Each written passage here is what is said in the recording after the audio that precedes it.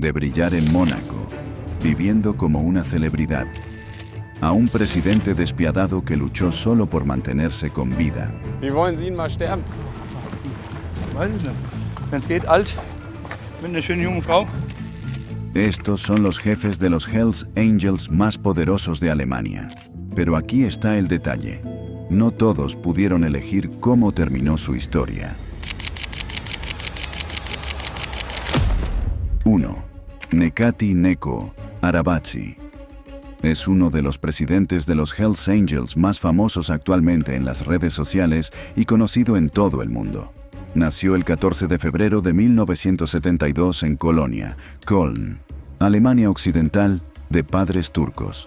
La influencia de Nekati comenzó durante la década de 1990, cuando empezó a ganar poder en la escena del barrio rojo de Colonia. Específicamente, trabajaba con porteros que estaban bajo su control y afiliados al Hells Angels Motorcycle Club. Para 1999, controlaba una de las redes de prostitución más poderosas del Distrito Rojo de Colonia. Su influencia se extendía más allá de Colonia, incluso hasta Frankfurt, y a principios de los años 2000, sus huellas estaban en todas partes. El inframundo de Colonia se convirtió en su imperio, pero la ambición violenta siempre tiene un precio. En 2002, la policía finalmente lo alcanzó. Fue arrestado y acusado de una serie de delitos que incluyen proxenetismo, trata de personas, agresión, extorsión, violación de armas y crimen organizado. Arabatsi confesó los cargos durante su juicio en 2004, pero ni siquiera la prisión pudo detenerlo de mover los hilos. Mientras estaba detenido, incluso planeó matar al fiscal contratando a un sicario albanés. Y en 2004 fue sentenciado a 9 años de prisión. Sin embargo, debido a obstáculos legales y errores en la documentación del tribunal, Arabatsi fue absuelto de cargos adicionales. Finalmente, fue liberado en 2007 y deportado a Turquía, pero se reinventó nuevamente en Mónaco. El matón de la calle ahora era un jefe motociclista multimillonario, rodeado de autos de lujo, clubes exclusivos y guardaespaldas armados. Desde Mónaco, su influencia se extendió por toda Europa. Su red se extendía desde Alemania hasta Turquía, a través de los Balcanes y profundamente en el norte de África. Intermediaba acuerdos entre mafias, pandillas motociclistas e incluso operativos vinculados al Estado. Y finalmente, en 2010, fue nombrado presidente de los Hells Angels MC Nomads Turkey. En 2015, las autoridades españolas emitieron una orden de detención europea, EALOBLI, contra Arabatsi, pero su ciudadanía turca complicó la aplicación y Turquía no extradita a sus propios ciudadanos. Pero el poder a esa escala no permanece intocable para siempre. Para 2025, Interpol lo tenía en lo alto de su lista, y en septiembre, la policía eslovaca, trabajando con autoridades alemanas, irrumpió en un restaurante de lujo en Eslovaquia durante una operación encubierta. Dentro, encontraron a Arabatsi con sus asociados, pero las autoridades no pudieron retenerlo por más tiempo, y después de unas horas, el jefe motociclista quedó libre nuevamente. Una cosa sobre Nekati está clara. Sabe mantener el equilibrio del poder y evitar controversias, mientras mantiene un control estricto. 2. Aygun Mukuk. Wie wollen Sie mal sterben? Weiß ich nicht. Wenn es geht, alt, mit einer schönen jungen Frau. Este es Aygun Mukuk, hablando con reporteros en 2016, y menciona que no quería morir pronto, pero lo que él no sabía era que la cuenta regresiva ya había comenzado, y solo le quedaban 28 días de vida. Y el viernes 7 de octubre de 2016, Aygun Mukuk fue encontrado muerto por el encargado de limpieza del Clubhouse en Wittenberg, en Gießen. Pero ¿cómo es posible que un presidente de los Hells Angels sea atacado tan fácilmente en su propio Clubhouse? La historia nos lleva a una larga rivalidad con sus propios hermanos de los Hells Angels.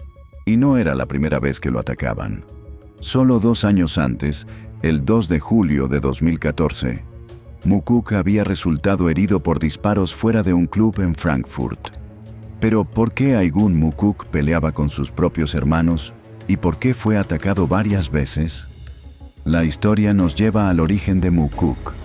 Nació en Alemania de padres turcos y se unió a los Hells Angels bajo el liderazgo de Walter Burkhardt, conocido comúnmente como Schnitzel Walter. En ese entonces, el club estaba dominado por tradicionalistas de la vieja escuela. Pero con el paso de los años, la cara de la pandilla comenzó a cambiar. Más reclutas turcos y kurdos se unieron, remodelando el equilibrio de poder dentro del capítulo. Ese cambio se convirtió en la oportunidad de Mukuk y se rebeló, socavando a sus líderes primero a puertas cerradas y más tarde la rebelión se volvió abierta. Reuniendo a los jóvenes migrantes que ahora componían una gran parte de los miembros, Mukuk desafió directamente a la vieja guardia de Schnitzel Walter. La violencia obligó a la dirección estadounidense de los Hells Angels a intervenir. Para evitar que Alemania se desgarrara, se llegó a un acuerdo. En noviembre de 2014, salió del hospital como presidente de Gießen, transformado en un símbolo y una amenaza. Por otro lado, Schnitzel Walter, a pesar de todo su poder, no pudo contener a Mukuk. Y Mukuk no solo logró evitar la expulsión, sino que también recibió permiso para iniciar su propio charter. La facción predominantemente turca de Mukuk recibió su propio charter en Gießen. Por primera vez, un capítulo disidente fue reconocido oficialmente, no aplastado. Para entonces, Mukuk era considerado una de las figuras criminales más importantes de Europa. Mukuk llegó a la cima, convirtiéndose en el rostro de una ola más joven y diversa de motociclistas en Alemania. Pero su rebelión tuvo un precio, uno que se pagaría con sangre. La disputa entre las dos facciones continuó en septiembre de 2016. Afuera de un antiguo cuartel del ejército estadounidense en Wittenberg, el Clubhouse del capítulo de Gießen fue encontrado muerto. Había recibido múltiples disparos, quedando sin vida en el mismo bastión que había luchado por construir. Parecía que esta vez su suerte se había agotado. Las autoridades no tenían ninguna persona de interés, pero nadie fue condenado. Las fuerzas del orden sospecharon inmediatamente del charter de Frankfurt West End, señalando específicamente al círculo cercano de Burkhardt. Para los investigadores, el motivo parecía obvio: la larga disputa entre Frankfurt y Gießen. Sin embargo, a pesar de recopilar grabaciones de vigilancia y pruebas forenses, la policía no pudo realizar arrestos. El asesinato de Mukuk envió ondas de choque por la escena motociclista criminal de Alemania. Había sido un símbolo del cambio, un hombre que se atrevió a desafiar la tradición y a liderar un capítulo construido sobre la fuerza migrante. 3. Walter Burkhardt, Schnitzel Walter. Nacido en Frankfurt en la década de 1960, Burkhardt creció en una Alemania dividida. Walter Burkhardt, también conocido como Schnitzel Walter, tuvo un comienzo muy humilde. Comenzó en una carnicería en los barrios acomodados de Frankfurt. Mientras el país experimentaba una rápida modernización, sectores de la sociedad permanecían profundamente tradicionales. Burkhardt se formó como Fleischermeister. Dirigía una carnicería exitosa conocida por su calidad y frescura. Pero detrás de escena, Walter se sintió atraído por otro tipo de hermandad. Y finalmente, siguiendo su instinto, se unió al Hells Angels Motorcycle Club y pronto se convirtió en una parte fundamental del West End Charter en Frankfurt. Los Hells Angels habían establecido presencia en Alemania desde hacía mucho tiempo, pero el Charter West End de Frankfurt era diferente, rico, urbano y bien conectado. Su carnicería siguió siendo una fachada y un punto de referencia local, pero detrás de escena, el capítulo participaba en tráfico de armas, distribución de drogas, redes de protección en clubes nocturnos, cobro de deudas mediante intimidación y control territorial en los distritos de luces rojas y entretenimiento de Frankfurt. Bajo su liderazgo, el capítulo West End comenzó a operar como un sindicato del crimen organizado. Burkhardt sabía cómo infundir miedo sin elevar la voz. Pero en 2012, Burkhardt enfrentó resistencia desde donde menos lo esperaba. El golpe de aire caliente vino desde dentro del club. Miembros de origen turco y kurdo, como Aygun Mukuk, comenzaron a formar sus propias facciones poderosas dentro del club. A pesar de los intentos de Walter por mantener el control, su capítulo se dividió.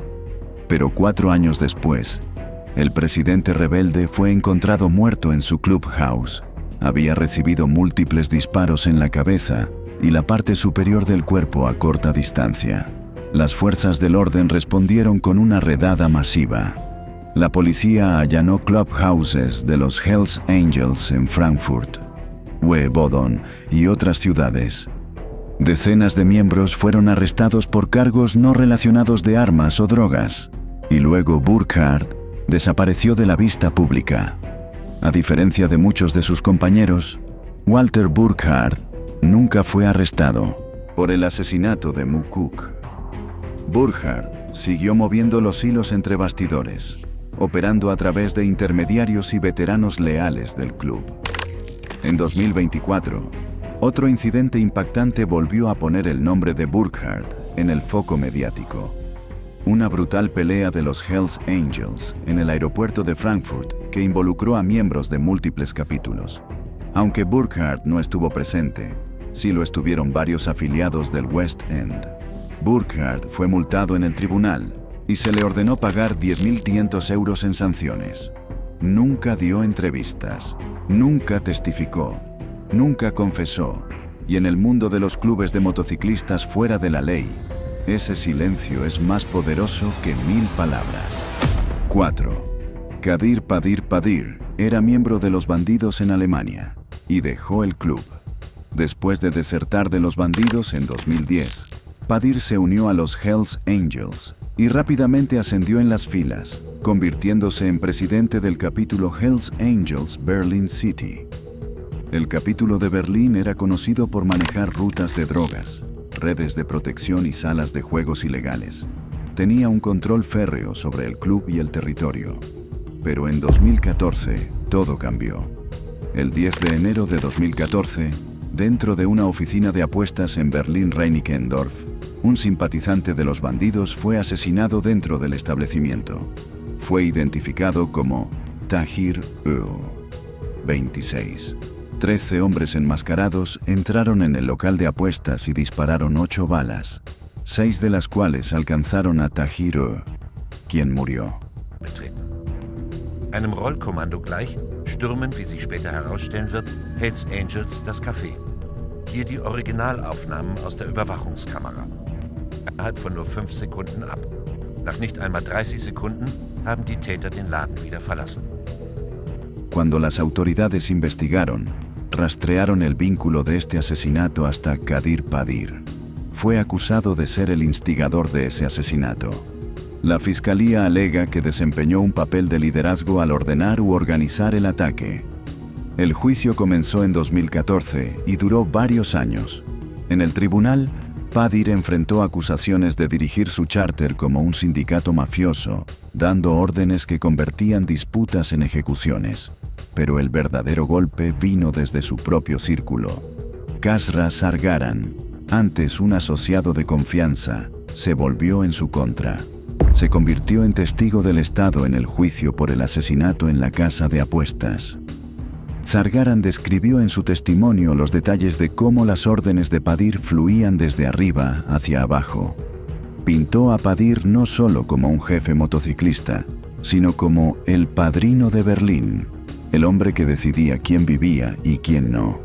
Finalmente, en 2019, los jueces de un tribunal de Berlín emitieron los veredictos. Padir fue sentenciado a cadena perpetua por su papel como instigador de ese asesinato. Apeló la decisión y en 2022 su apelación también fue rechazada.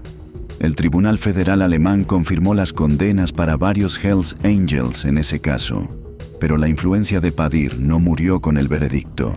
Condenado a una larga pena de prisión, demostró que los barrotes no podían contener su alcance. Los investigadores dicen que teléfonos encriptados y visitantes leales convirtieron su celda en un puesto de mando. Incluso desde prisión, se cobraban deudas, se silenciaban rivales y las órdenes seguían llevando su nombre. Y ese es el paradoja. Kadir Padir está encerrado en una celda, pero las calles de Berlín aún susurran su nombre. Si un juicio por asesinato y una sentencia de prisión no pudieron despojarlo de poder, entonces, ¿qué puede? 5. Ramin Yaghtaparast. La historia de Ramin no sigue el guión típico de un motociclista fuera de la ley. Era iraní-alemán y en su momento un miembro en ascenso de los bandidos, pero cambió a otras pandillas y finalmente terminó en los Hells Angels. Allí, ascendió rápidamente en las filas y se convirtió en presidente del charter Hells Angels MG City, en Mönchengladbach. Ya era conocido por la policía por su pasado violento y también había estado involucrado en el asesinato de otro motociclista. Pero su historia tomó un giro más oscuro cuando se convirtió en un activo para el gobierno iraní, específicamente para el Cuerpo de la Guardia Revolucionaria Islámica, IRGC. Irán se benefició de su estatus de fugitivo y sus conexiones criminales lo hicieron valioso. Se convirtió en un puente entre el IRGC y las redes criminales en Europa. Una de sus misiones incluyó un ataque incendiario contra una sinagoga judía en Alemania. Y cuando las autoridades rastrearon el vínculo hasta él, huyó a Irán y se burló de la policía alemana en Instagram. Alemania no tiene un tratado de extradición con Irán, así que vivía libre allí, hasta que ese refugio ya no pudo protegerlo. Pero el 9 de mayo de 2023, Yaghtaparast fue asesinado a tiros en Teherán, el lugar que consideraba un refugio seguro, supuestamente en una operación llevada a cabo por el Mossad.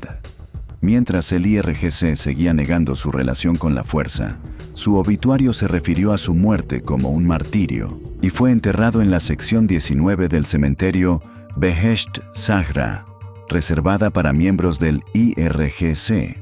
Y ahora queda una pregunta en el aire. Si un solo jefe fuera de la ley pudo convertirse en un agente internacional, ¿cuántas sombras como Ramin Yaghtaparast podrían estar ya en acción? 6. Frank Hanebutt. Frank Hanebutt nació y se crió en Hannover, Alemania. En ese tiempo, la escena motociclista ya era violenta, pero Hanebutt se destacó porque no se conformaba con ser solo otro motorista. Él quería control absoluto. Ya había logrado llegar a la cima del capítulo de los Hells Angels en Hannover. Bajo su mando, los clubes rivales aprendieron rápidamente que cruzarlo tenía consecuencias serias. Pero las ambiciones de Hanebutt no se detuvieron en Hannover. En 2009, puso su atención en Mallorca, España. Para la mayoría, era un paraíso turístico. Para Hanebutt, era el escenario perfecto para expandir su imperio. Allí construyó un capítulo español de los Hells Angels en pleno corazón de la vida nocturna de la isla, transformando las playas y los bares en un bastión de su poder. Desde allí, la operación explotó. Clubes de striptease, bares y gran parte de la economía nocturna cayeron bajo el control de su grupo a través de violencia e intimidación. El dinero fluía mediante autos de lujo, bienes raíces de alto nivel y negocios que parecían legítimos por fuera. Pero pronto, los investigadores descubrieron su imperio criminal disfrazado de éxito. El 23 de julio de 2013, Frank Hanebutt fue arrestado en Mallorca por las autoridades españolas. 200 agentes allanaron 25 propiedades en toda Mallorca, incautando dinero en efectivo, vehículos de lujo, armas y computadoras. Las autoridades actuaron durante la Operación Casablanca. Tras su arresto, fue enviado a aislamiento y permaneció en prisión preventiva hasta julio de 2015. Y fue liberado bajo fianza de 60.000 euros, con la condición de presentarse regularmente ante la policía. Pero años después, en enero de 2023, comenzó un gran juicio en Madrid.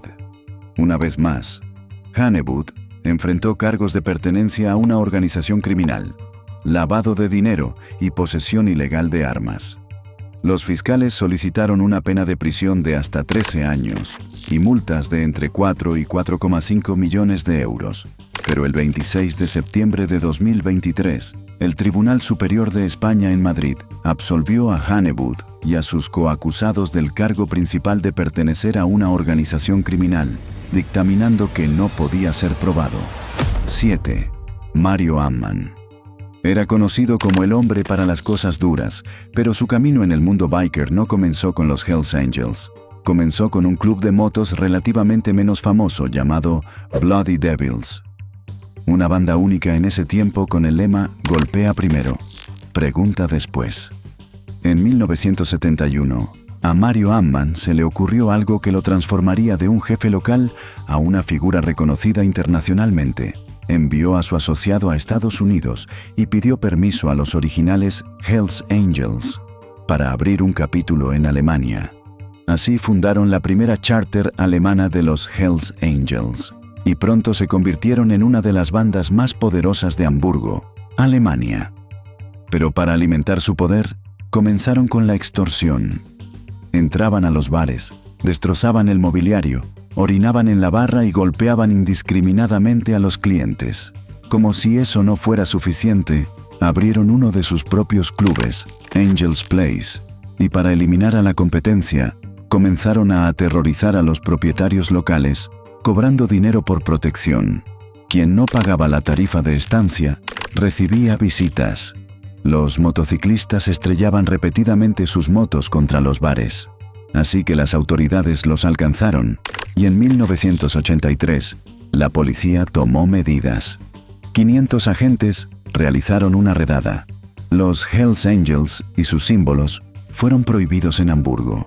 Este fue un gran revés para los Hells Angels, pero recuperaron el poder poco después de que el juicio terminara a favor del club. Algunos miembros fueron condenados a prisión y, tras cumplir unos años, regresaron a las calles. Y pronto volvieron a la extorsión, el tráfico de drogas, la prostitución, el contrabando de armas, y esta vez ampliaron sus operaciones. Mario Ammann, 2017, un día después de su cumpleaños número 69. Hamburgo acogió su funeral. Más de 200 motociclistas de toda Alemania y Europa llegaron para rendirle homenaje.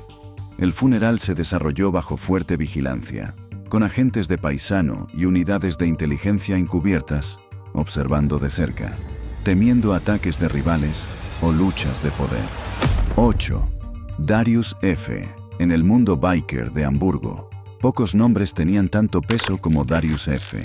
Era sargento de armas en los Hells Angels, el tercer rango más alto en la jerarquía. Darius no solo era responsable de mantener el orden y la disciplina dentro del club, sino que también estaba al frente del impulso para expulsar a las bandas rivales, especialmente bandidos y mongols, de la ciudad. Porque quien controlaba el inframundo de Hamburgo, también controlaba sus discotecas, redes de protección y rutas de drogas. Y durante años, Darius se aseguró de que ese control le perteneciera a él. Su dominio parecía intocable, hasta que una noche, el 26 de agosto de 2018, Darius conducía su Bentley blanco, saliendo de su pizzería favorita, Palermo, en Hamburgo. Todo parecía perfecto hasta que un Mercedes a su lado bajó la ventana. Apareció un arma y disparó 5 balas a su cabeza y parte superior del cuerpo. Darius fue atacado. Fue un intento de asesinato, pero contra todo pronóstico, Darius sobrevivió. Aún así, el ataque dejó cicatrices permanentes en su cuerpo. Quedó paralizado de la cintura para abajo. El ejecutor temido una vez, ahora estaba confinado a una silla de ruedas. Cuando las autoridades investigaron el ataque, se rastreó hasta antiguos rivales. El complot fue encargado por exmiembros de los Mongols, liderados por un individuo llamado Arash R. y su novia, quienes buscaban venganza por un ataque fallido contra ellos 2 años antes. Un ataque que creían había sido ordenado por los Hells Angels mismos. Finalmente, Arash R. fue sentenciado a cadena perpetua. Su novia recibió más de 12 años de prisión. Pero luego el caso dio un giro sorprendente. La novia confesó en el tribunal que ella sola había planeado el tiroteo. Con esa sola admisión, el caso dio un vuelco, abriendo la puerta para que Arash R. escapara de su condena de por vida. El ataque a Darius F. fue la prueba de una brutal verdad. En el mundo de los motociclistas fuera de la ley, a veces las amenazas más mortales vienen de hombres que una vez se sentaron al otro lado de la misma mesa. Y al sobrevivir, el nombre de Darius pasó de ser un ejecutor temido a una leyenda viviente. Un hombre que recibió 5 balas a plena luz del día y aún vivió para contarlo. 9. Frank Weber, el arquitecto de los Hells Angels de Berlín. Frank Weber fue uno de los Hells Angels más respetados de Europa. Antes de que su nombre se volviera sinónimo de la cultura biker de Berlín, Weber dejó su huella como hábil tatuador. Abrió el Kreustick Tattoo Studio en Adalbertstrasse y fundó la convención de tatuajes más antigua de Europa.